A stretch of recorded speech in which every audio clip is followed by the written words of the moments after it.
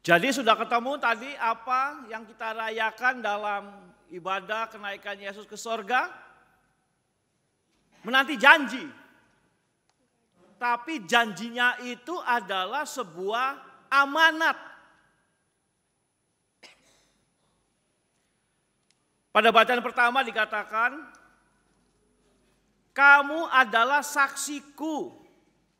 Sebelum Yesus naik ke sorga itu ya. Pada bacaan Injil Lukas juga dikatakan, kamu adalah saksiku. Dan kalau kita yang merayakan kenaikannya ke sorga hari ini, ia juga berkata kepada kita sama, kita adalah saksinya. Sudahkah kita menghayati itu?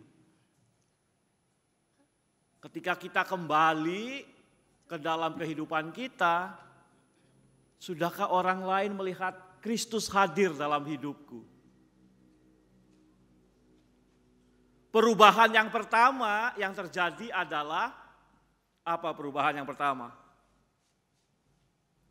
Ada pada bacaan Injil Lukas. Coba lihat perubahannya, coba lihat Alkitabnya.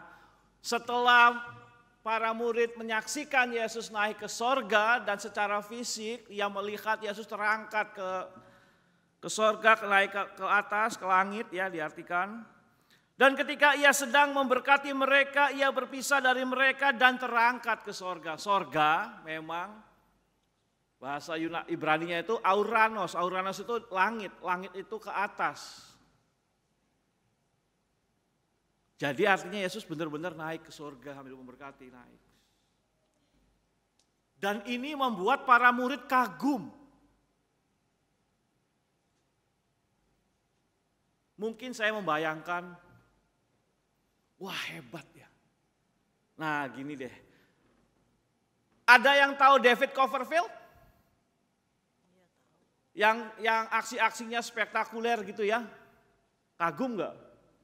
Bisa pindah, bisa terbang katanya gitu ya di atas patung Liberty. Ya itu sih beda. Yesus bukan David Copperfield. Ia lebih daripada manusia dan membuat para murid kagum ketika ia sedang memberkati mereka. Ia berpisah dari mereka dan terangkat ke sorga auranos, ke langit. Artinya apa? Yesus benar-benar terangkat. Jadi kalau terangkat itu ya terangkat. Kalau terbang begini terbang, Superman, Megaloman, Ultraman, tapi Yesus naik ke sorga, terangkat. Apa maknanya di sini Bapak Ibu?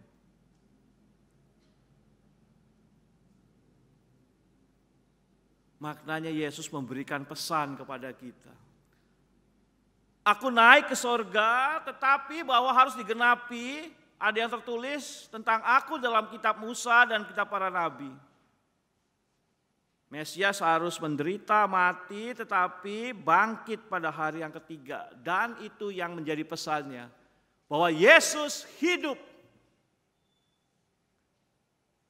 Lalu bagaimana kita menjadi saksi Yesus yang mengabarkan bahwa Yesus hidup?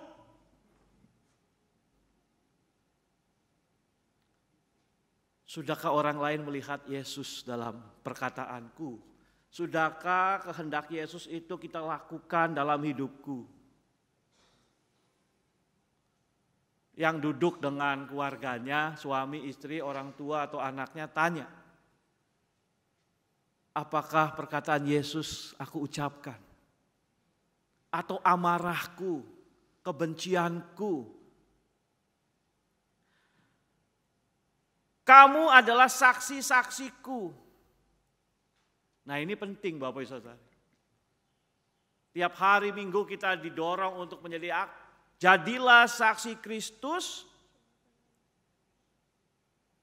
Sudahkah? Kamu adalah saksi dari semuanya ini. Dan aku akan mengirim kepadamu apa yang dijanjikan Bapakku, tetapi kamu harus tinggal di dalam kota ini sampai kamu diperlengkapi dengan kekuasaan dari tempat tinggi. Ini enggak mudah Bapak Ibu. Ini sangat tidak mudah. Saya sebagai pendeta pun, sudahkah orang lain melihat Kristus dalam pelayananku, keluargaku, hidupku? Itu sebuah pertanyaan yang besar.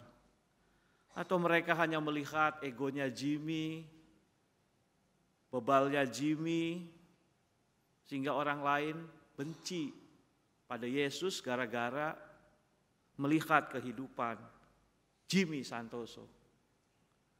Nah, agar orang lain melihat Kristus dalam hidupku,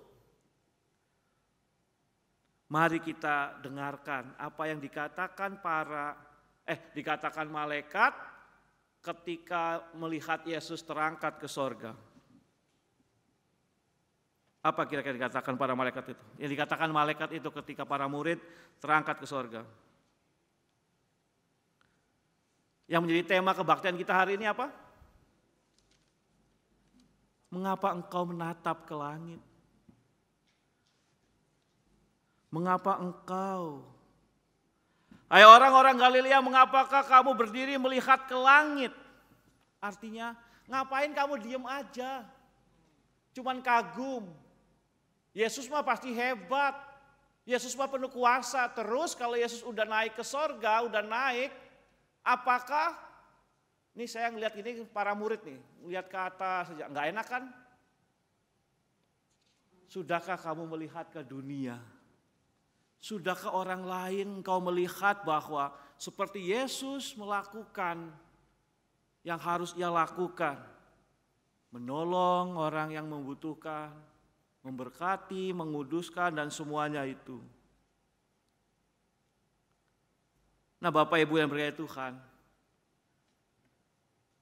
kita kagum boleh pada kuasa Tuhan, kemuliaan Tuhan, tapi yang lebih penting adalah ayo muliakan Tuhan dalam hidup kita. Ketimbang terus menatap ke langit, ayo tatap dunia kita. Kita bisa berbuat apa di dunia ini, itu yang lebih penting. Sehingga orang lain melihat Kristus dalam hidupku. Untuk itu mari kita memperhatikan 4 hal. 4 hal itu saya kasih akronim DUTA. DUTA.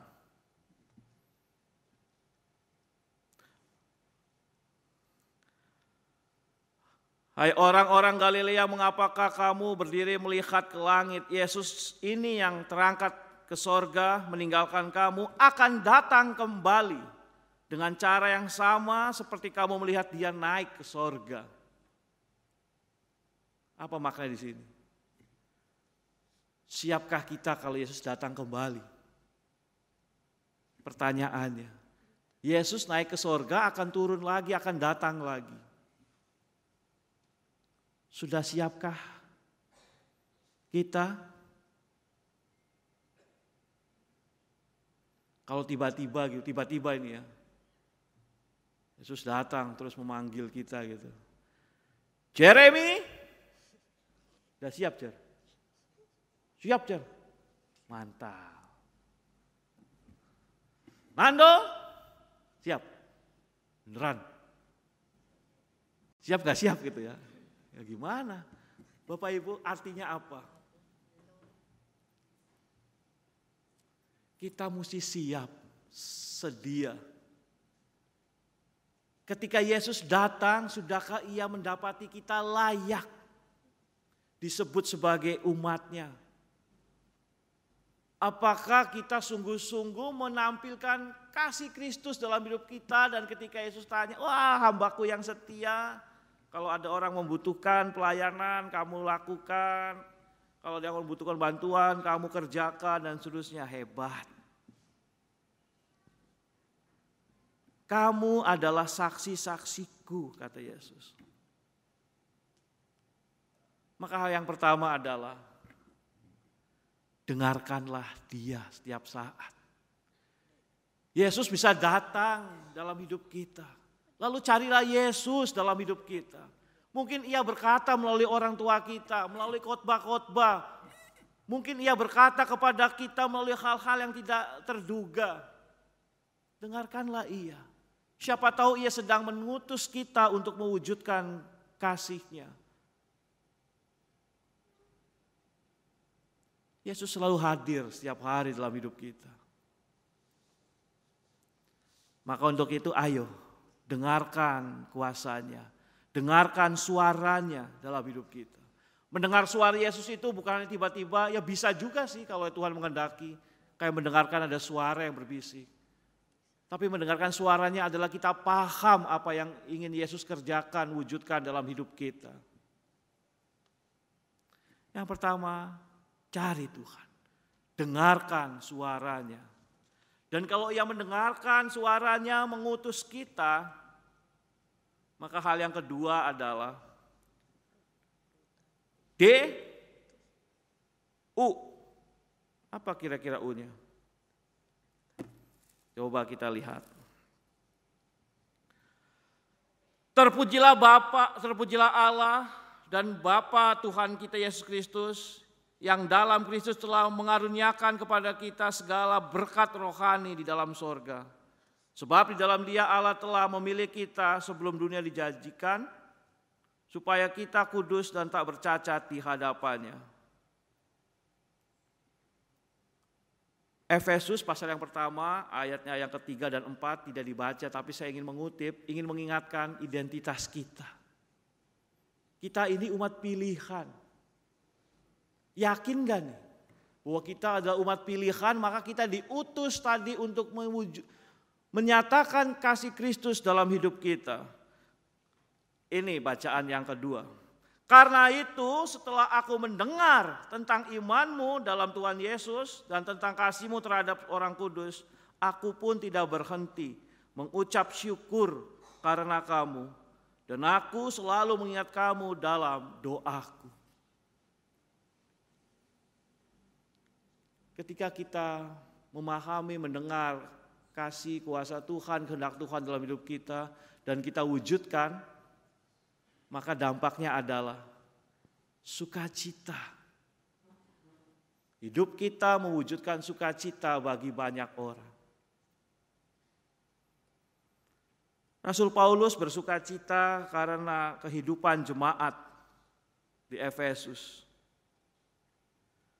Perubahan besar terjadi. Iman jemaat di Efesus makin kuat. Dampak kasihnya yang mereka kerjakan sungguh mendatangkan sukacita. Maka hal yang kedua, U adalah usahakan kebaikan Bapak Ibu. Bahwa orang Kristen kita ini, pengikut Kristus, diutus untuk memberikan dampak yang baik. Seperti pertanyaan yang tadi pertama, coba sekarang tanya pada diri kita sendiri, apakah hidupku memberi dampak yang baik? Sehingga orang lain menjadi sukacita karena aku. Kalau belum, ayo berubah. Ini saatnya kita kembali diingatkan bahwa aku adalah duta Kristus.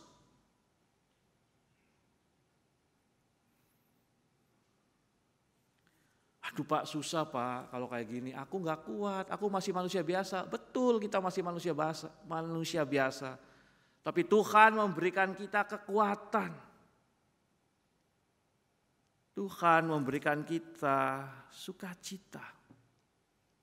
Makanya Yesus tidak membiarkan kita berjuang sendirian. Ia sungguh-sungguh memberikan kita kuasa dari tempat tinggi.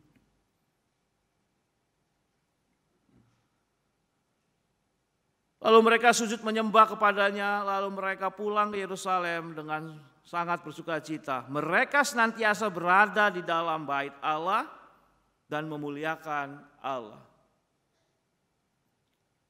Mendengarkan kehendak Kristus dalam hidup kita, membuat kita mengusahakan kebaikan. Maka hal yang ketiga, teguhkan persekutuan. Kita nggak bisa sendiri. Kalau kita ngomongin kuasa Roh Kudus, kita hanya mengingat pada orang yang bisa berbahasa roh, penglihatan, penyembuhan, lupa bahwa kuasa Roh Kudus juga terjadi dalam komunitas tubuh Kristus, artinya bersama, enggak sendiri-sendiri tetapi persekutuan yang dieratkan. Coba Bapak Ibu tengok kanan dan kiri. Ada enggak orang baru yang datang hari ini? Adakah orang baru yang datang hari ini yang baru pertama kali? Minta tolong, Angkat tangannya. Ada. Pak, berdiri Pak. Selamat datang. Dari mana Pak? Boleh ke sini Pak? Saya ada mic ini Pak. Minta maaf Bapak Ibu.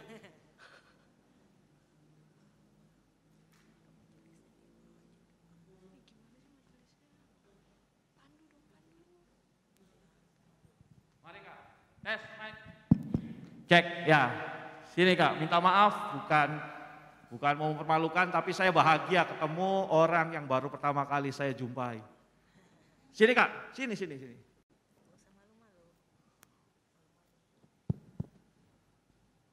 Baru pertama kali datang? Sini, jangan takut-takut, saya udah divaksin. Gigit Pak, gigit. Dari mana? Mau kemana ya? Mau ke gereja gitu ya? Ayo Kak, perkenalan dulu Kak. Oke, nama saya Indra Haryawang. Indra. Ya, biasa dipanggil Indra. Sip. Asal Sangihe, Sulawesi Utara. Sangir. Ada ditanya, adakah saudara-saudara kita? Ya, mungkin ada yang dari Sulawesi Utara. Angkat tangannya dong. Iya. Tuh, Oke. tuh ada tuh. Oke. Tuh. Halo Bu. Ya. Oke, sekarang tinggal di Granville. Greenfield. Okay. Iya. Udah berapa lama? Saya baru 1 minggu di Granville. Saya sebagai pendeta mengucapkan selamat datang. Jangan sekali untuk terakhir ya. Ada kegiatan-kegiatan yang lainnya. Berapa lama rencana di Jakarta? Ya, saya nggak tahu berapa lama.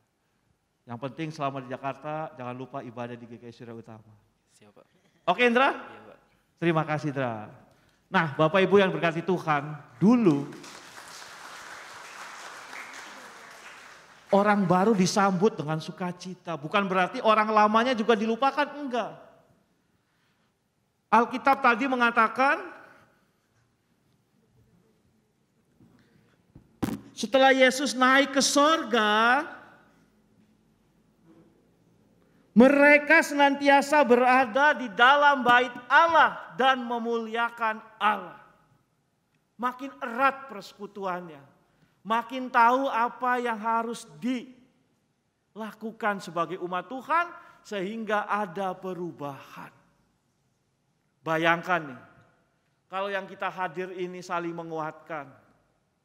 Perubahan besar terjadi pasti dalam kehidupan kita pribadi maupun persekutuan. Jadi Bapak Ibu yang berkati Tuhan, ayo kita teguhkan persekutuan kita. Kita bisa pelayanan bersama, ibadah bersama, sehingga nama Kristus dimuliakan dalam persekutuan kita. Wah, hangat ya GKI Surya Utama, orang baru disambut. Nah Bapak Ibu yang berkati Tuhan, kita harus belajar dari kisah para rasul. Bahwa perubahan terjadi dalam kehidupan orang Kristen mula-mula ketika sungguh-sungguh menjadi duta, menjadi saksi Kristus. Dengarkan Kristus ingin apa, Tuhan ingin apa. Usahakan kebaikan, teguhkan persekutuan. Hal yang keempat, apa A-nya? A-nya apa? Apa Pak Jaya? Apa aja? Adakah Pak Jaya? Apa A? Arahkan. Amalkan.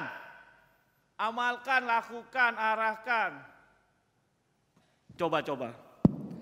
Kalau Bapak Ibu mendengarkan 3 hal tadi, dengarkan Allah, kehendak Kristus dalam hidup kita, membuat kita mengusahakan kebaikan, dengan meneguhkan persekutuan di gereja, di luar juga, bahwa ingat nih identitasku sebagai orang Kristen, maka aku akan mewujudkan kehendak Kristus. Tutur kata, perbuatan dan sebagainya. Maka apa A-nya? Amalkan, aminkan, bikin kalimat dong, bisa yang khotbahin. Yang mau sini ke depan bikin kalimat, tapi jangan aneh-aneh. Siapa yang mau? Sini yang mau bikin kalimat, nanti kita diskusi. Boleh siapa aja maju ke depan sini supaya kedengaran suaranya. Ayo siapa yang maju sini? Maju, nggak mau kalau itu nggak dengar saya. Jangan tunjuk-tunjukkan, tunjuk diri sendiri. Nggak apa-apa, ayo biar kita makin hangat. Ayo maju Bapak Ibu. Siapapun boleh. Siapa tuh? Sama. Ayo sini. Siapa nih Pak? Atau siapa tuh? Oke. Pak Luis. Siapa? Setelah kita mendengarkan kehendak Tuhan Pak. Tuhan mau apa sih dalam hidupku? Maaf. Lalu A-nya yang keempat apa Pak? A. Amalkan firman Tuhan di dalam kehidupan kita. Contohnya seperti apa Pak? Amalkan firman Tuhan itu. Sini dong tengah Pak, biar masuk TV. Lalu, Masuk TV Pak kita, jarang. Enggak sih, jadi ada TV gini. Oke, Pak. banyak langkah-langkah yang kita lakukan untuk sebagai contoh untuk mengamalkan firman Tuhan. Misalnya membantu sesama yang Membutuhkan. kurang atau yang membutuhkan. Misalnya yang kurang kehidupannya. Dan memberikan bantuan kepada orang-orang yang masih kekurangan. Oke. Amalkan gitu Pak ya. Artinya bahwa firman Tuhan itu harus berbuah Di dalam hidup kita. dalam hidup kita sehingga menjadi berkat bagi kehidupan bersama gitu Pak. Bagi orang lain. Bagi orang lain. Bayangin nggak Pak, kalau setiap umat Tuhan melakukan apa yang Bapak katakan tadi Pak Luis. Apa dampaknya? Ya banyak sekali dampaknya, banyak orang mengikut Kristus. Mengikut Kristus itu penting Pak ya. Itu artinya kita sungguh-sungguh mengamalkan Ya. bahwa menjadi umat Tuhan, Banyak yang menjadi pengikut Kristus. bahwa menjadi pengikut Kristus. Ya. Kisah para rasul itu ditulis tahun 100 Masehi kira-kira. Artinya bahwa sebelum 70-an tahun setelah Yesus naik terangkat ke sorga kira-kira. Dampaknya itu masih kuat sampai sekarang Pak ya. Setelah 2000 tahun yang lalu. Itu artinya bisa terjadi kalau kita mengamalkan kehendak Tuhan itu. Mau ditepuk tangan gak Pak? Boleh tepuk tangan, terima kasih Pak. Tos dulu Pak, tos dulu dong. Ya, makasih Pak. Mengapa engkau melihat ke langit saja? Lihatlah ke dunia. Sudahkah Kristus diwujudkan? Dinyatakan kasih-Nya dalam hidup kita. Agar makin kuat kita menjadi duta Kristus, saya undang Bapak Ibu untuk menghayati seri doa Pentakosta yang akan dilakukan mulai besok. Lihat ada yang di YouTube. Artinya kita mendengarkan, berdoa bersama tuh ada tuh. Tuh ya, besok jam 9 tuh Zoom. Perhatikan ya, Roh Kudus dan Kristus. Lalu ada, nah ini nih jam 7 nih onsite nih. Roh Kudus memberi jaminan. Senin, Selasa, Rabu, Kamis, YouTube. Baru Zoom juga. Sabtu depan kita onsite. Datang ya. Bukan perintah Jimmy Santoso. Tapi tadi itu mereka bertekun. Mereka senantiasa berada di dalam bait Allah dan memuliakan Allah untuk menanti kekuatan dari tempat tinggi. Mengapa engkau melihat ke langit? Lihatlah ke dunia. Kita adalah saksi Kristus. Amin.